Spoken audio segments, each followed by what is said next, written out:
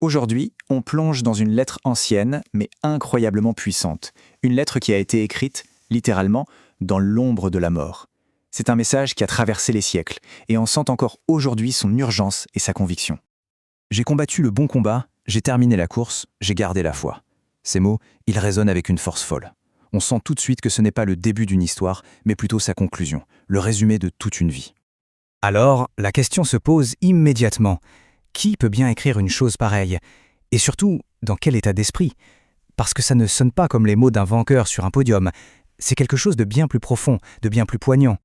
Eh bien, l'auteur de ces mots, c'est l'apôtre Paul, et il les écrit depuis le fond d'une prison à Rome.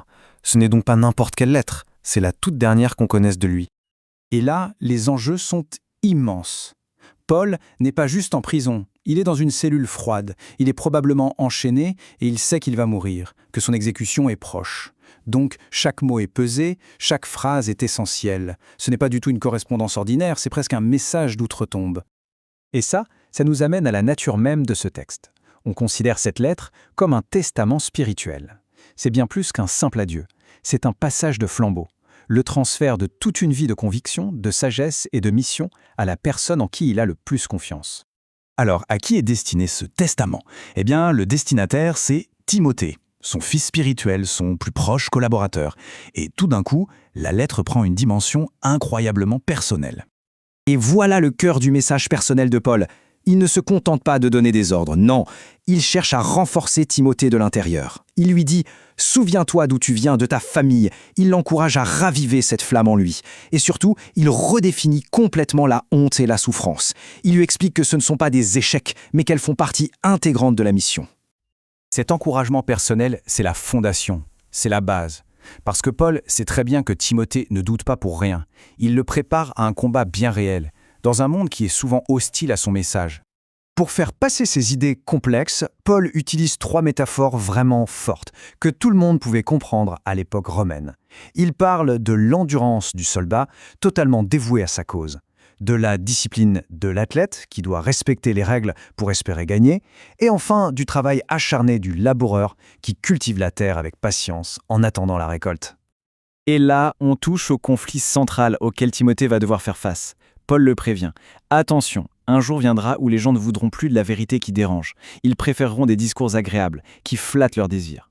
Le défi, c'est donc de rester fidèle à la saine doctrine, même si elle est impopulaire, et de ne pas tomber dans le piège de la facilité des discours flatteurs. On arrive maintenant au sommet émotionnel de cette lettre. Paul se détourne un peu de Timothée pour se concentrer sur sa propre vie. C'est l'heure du bilan final. C'est un moment d'une vulnérabilité saisissante. Cet homme qui a bâti des communautés dans tout le monde romain se retrouve, à la fin, terriblement seul. Il partage ses déceptions, il nomme ceux qui l'ont abandonné dans les moments les plus difficiles. Mais, juste après avoir exprimé cette solitude, il opère un retournement complet. Son message n'est pas que les humains sont fiables, c'est que, malgré leur abandon, une autre force, le Seigneur, est restée à ses côtés. C'est ce contraste entre la fragilité des hommes et la constance divine qui donne à sa foi toute sa puissance finale. Et nous revoilà au point de départ. Sauf que maintenant, cette phrase a un poids complètement différent. Elle n'est plus du tout mystérieuse, elle est chargée du contexte de la prison, de la solitude et d'une conviction qui, elle, est restée inébranlable. Le point crucial, il est là. Ces mots ne sont pas une plainte, c'est une déclaration de victoire. Pas une victoire sur ses ennemis ou sur la mort, mais une victoire sur sa propre mission. C'est la confirmation qu'il a fait ce pourquoi il a vécu. C'est ça l'essence de son testament spirituel. Au final, cette lettre, vieille de 2000 ans, nous laisse avec une question intemporelle. Quand tout semble perdu, quand les soutiens disparaissent, qu'est-ce qui nous pousse à persévérer? Qu'est-ce qui transforme une lutte solitaire en un bon combat? La réponse de Paul est claire, c'est certain. Mais la question, elle, continue de résonner à travers les âges.